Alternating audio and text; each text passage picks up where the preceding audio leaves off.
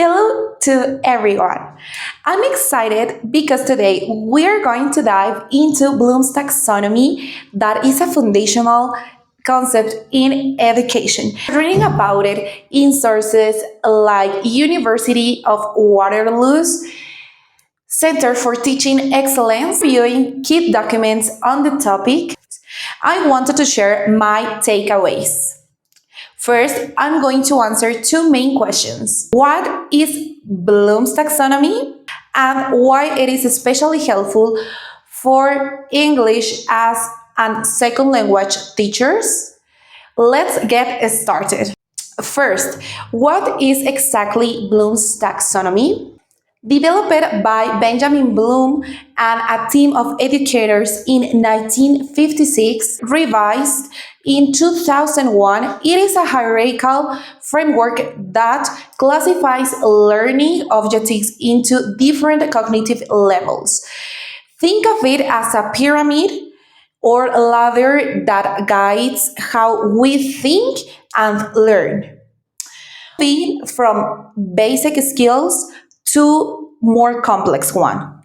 The original taxonomy had 6 levels: knowledge, comprehension, application, analysis, synthesis, and evaluation. The revised version, which is more commonly used today, updates these to be action-oriented verbs. First one, remembering, recalling facts and basic concepts like listening, vocabulary words. 2. Understanding, explaining ideas or concepts such as summarizing a story in your own words. 3. Applying, using information in new situations, for example, using grammar rules to write a simple sentence. 3. Analyzing, breaking down information and understanding relationships like comparing two texts. 5.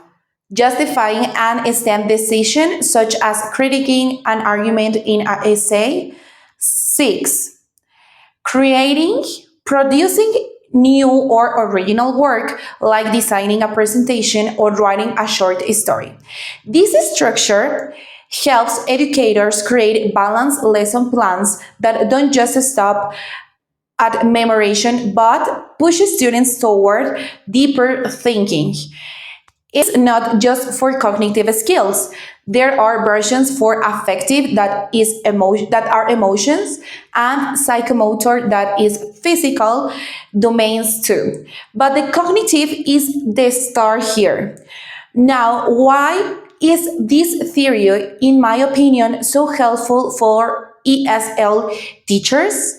As someone who's passionate about language learning, I see Bloom's taxonomy as a game changer for making ESL classes more effective and engaging language. Acquisition isn't just about rote drilling.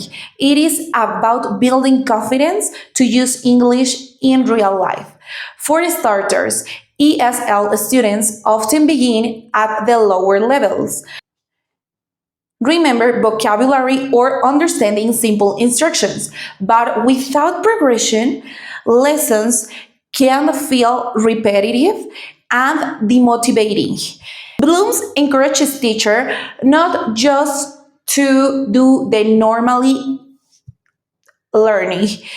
They also can start remembering irregular verbs, then using them in sentences, analyze the patterns in a conversation, and then evaluate which one are the trickiest in context, so they can finally create a dialogue. This mirrors is how native speakers learn through active use, not just use flashcards. From the video I watched, Bloom's taxonomy structuring the learning journey, it emphasized how this framework turns passive learning into an active journey. For ESL teachers, that means reducing anxiety. Students feel accomplished mooring up levels, and boosting retention. Studies how high order activities like creating content improve long-term language proficiency because they encourage output, which is crucial for fluency. In my view, it's empowering. Teachers can design a curricula that foster critical thinking in English, preparing students not just to pass tests, but to thrive globally. If you are an ESL educator, try mapping your next lesson to these levels. It will transform your teaching. Well, thanks for watching. I'd love to hear your thoughts on Blooms in the comments. What's one level you use most in your classes? See you next time.